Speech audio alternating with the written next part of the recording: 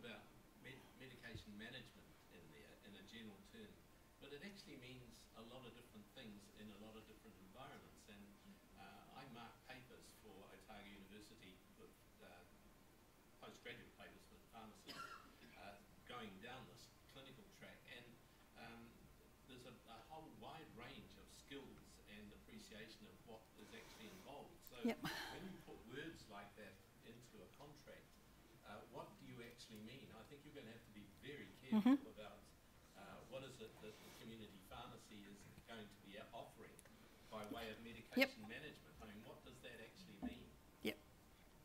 Which is one of the reasons why... Oh, Andy, did you want to... I was just going to say, that's a really good point, and it's that tension between having some colloquial use of language in a presentation like this to communicate a vision and a direction of travel, as opposed to what words you use and competencies and service specifications to really clearly articulate what the expectations are around outcomes, who's competent to provide the service. It's like the use of the word clinical, and it's a never-ending challenge, that tension between colloquial parlance and technical specification, yeah. I mean, in contract, the detail that you're looking for will either be in definition or it'll be in further specification, depending on the depth that you want to go to. So there won't be just a broad term like medical medicine without some further detail. Well, my concern would be that you would set community pharmacies up to fail, because if your definition for medication management is the sort of medication management care that is offered by a clinical pharmacist in a general practice, that would be very difficult for a community pharmacy to provide, and they would lose badly. It's a reason why it's important to have the right people and the right conversations. And why you have an expert advisory group that's going to take oversight of service development. So there's the role of the expert advisory group. Look, I think just to put a couple of stakes in the ground, and we've said this all along, it's important to us that community pharmacy stays sustainable. That doesn't mean each individual pharmacy, but it does mean community pharmacy needs to stay sustainable. We need access for our population to that service. In some parts of the country, we've identified that those pharmacies are less viable and they need to be supported. The DHBs understand that.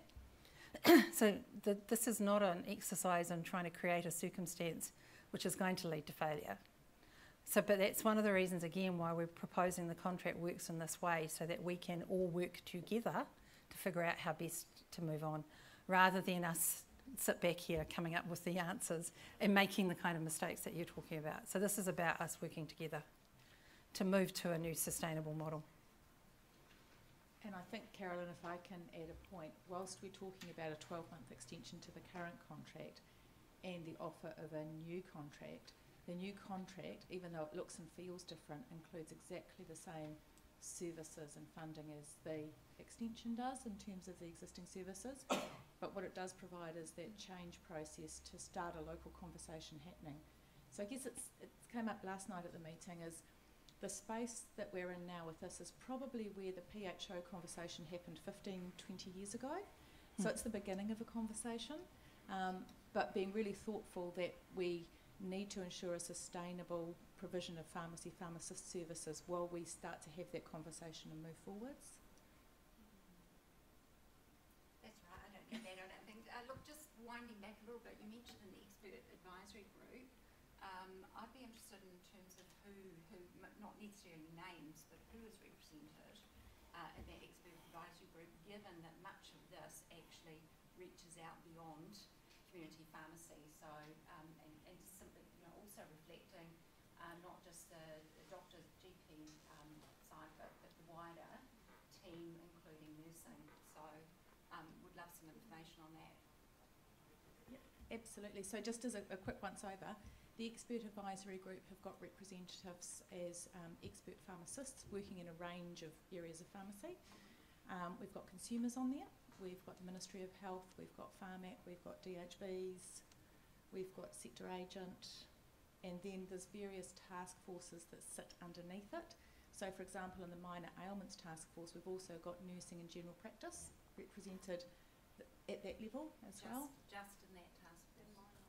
And minor ailments, is that it? so there's different task forces sitting across, but we're getting the right people in the room for the right I can conversation. see you've got the gist of my Yep, question. and absolutely. Perhaps that's something that's taken offline. We'd like to have some more dialogue. Yep, about no, that.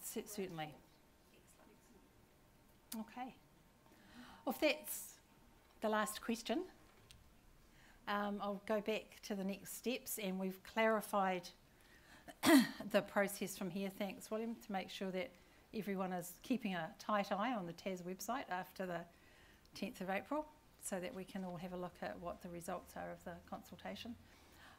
We're really looking for the feedback, because there's a couple of opportunities in this. One is the feedback on the contract, but to go back to John's conversation, there was deliberately two parts to this presentation. The first part is the why and the vision and where we want to go, and that is the broader conversation, and that's why we're deliberately consulting broadly.